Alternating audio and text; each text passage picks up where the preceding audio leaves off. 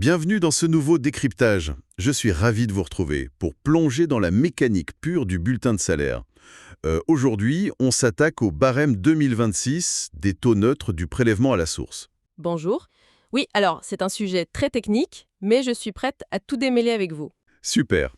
Et notre fil rouge pour cette discussion, c'est un article hyper fouillé d'Anthony Rocca, publié sur le blog La Paye Facile. Tout à fait. C'est une analyse vraiment pensée sur mesure pour les futurs gestionnaires de paye, ou en fait, pour toute personne qui veut comprendre les rouages de la rémunération. Bon, décortiquons tout ça. L'article met tout de suite en lumière cette bascule vers le fameux taux neutre. Déjà, en gros, c'est quoi exactement? En fait, quand on applique le taux neutre, l'administration fiscale place automatiquement le salarié dans une sorte de bulle théorique. On fait comme s'il était célibataire et sans enfant. Ouais, ça tranche radicalement avec le taux personnalisé, ça. Complètement. Le taux personnalisé, qui est transmis par la DGFiP, lui, il intègre toute la réalité du foyer fiscal. Et sur le terrain logiciel, la mécanique reste basique. On prend le revenu net imposable, on le multiplie par le taux et on obtient un impôt prélevé. C'est ça. Et il faut savoir que le barème 2026 reste strictement identique à celui de mai 2025. Donc on démarre toujours à 0% pour les revenus en dessous de 1 620 euros. Exactement.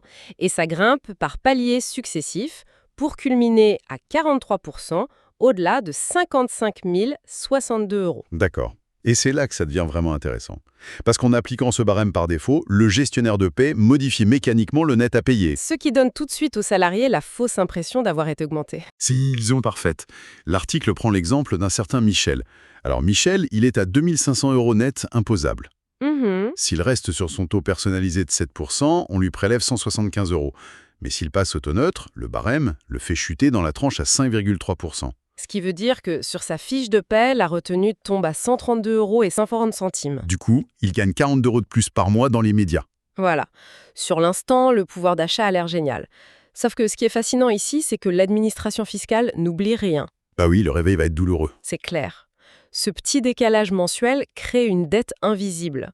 Et l'année suivante, Michel va recevoir un avis d'imposition avec un rattrapage sec d'environ 510 euros. Et les proportions deviennent encore plus alarmantes quand on regarde le cumul d'emplois. En paix, c'est un vrai champ de mine. Oh oui, l'exemple de Marine dans l'article l'illustre très bien. Elle jongle entre deux temps partiels. Un contrat à 1200 euros et un autre à 800 euros. Et comme on l'a dit, le premier palier d'imposition est à 1620 euros. Donc, pris isolément, chaque employeur constate que la rémunération est en dessous.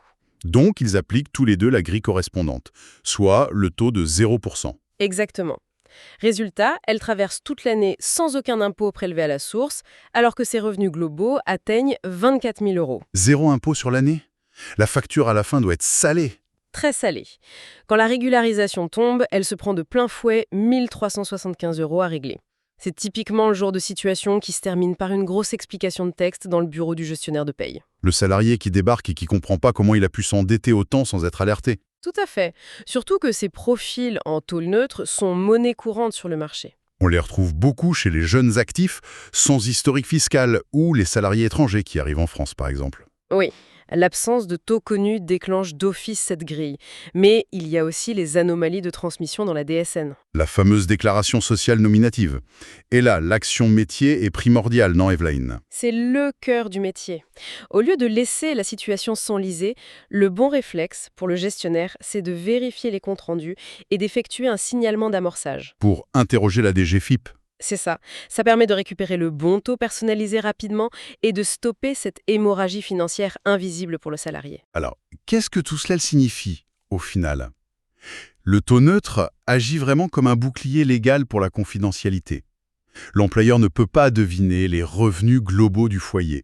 C'est le but initial de la loi, oui. Mais on voit bien que ce bouclier repousse juste la facture fiscale. Ça amène une réflexion intéressante pour tous ceux qui nous écoutent et qui travaillent dans ce domaine.